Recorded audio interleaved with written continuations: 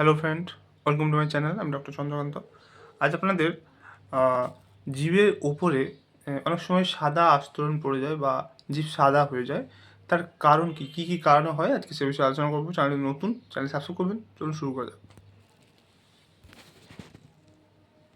তো ১ নম্বর হচ্ছে জলশূন্যতা, অর্থাৎ শরীরে যদি জলশূন্যতা হয়, জলের শর্ট হয়, তাহলেও কিন্তু জিভ শুষ্ক হতে পারে এবং জিভ সাদা হতে পারে। মুখের অপরিষ্কার, অর্থাৎ মুখের ব্যাকটেরিয়া, মৃতকোষ, খাবারের কণা জমে সাদা হতে পারে। এছাড়াও তামাকের কারণে জিভের রং পরিবর্তন হতে পারে। কিছু খাবার যেমন চা, কফি, মশলাদার খাবার এগুলো খেলে কিন্তু জিভের রং পরিবর্তন হয়। অ্যাসিড রিফ্লাক্স, GERD, এটা হলে মুখের শ্লেষ্মা বৃদ্ধি পায় এবং মুখের জিভের রং সাদা হয়।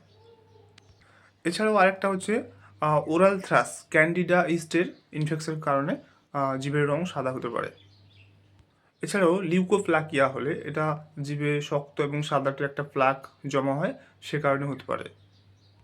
এছাড়াও ভিটামিন এবং মিনারেলসের অভাবেও জিভের রং সাদা হতে পারে, যেমন ভিটামিন B12, ফোলেট, আয়রন, এগুলোর অভাবে জিভের রং সাদা হতে পারে, জিভের উপর সাদা আস্তরণ পড়তে পারে।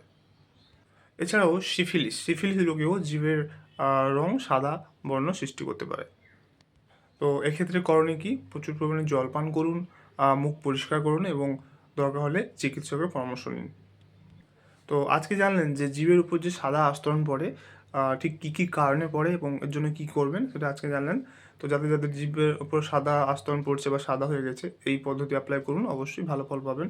তো আজকের ভিডিও এই পর্যন্ত। চ্যানেল নতুন, চ্যানেল সাবস্ক্রাইব করবেন, লাইক করবেন। Thank you for watching.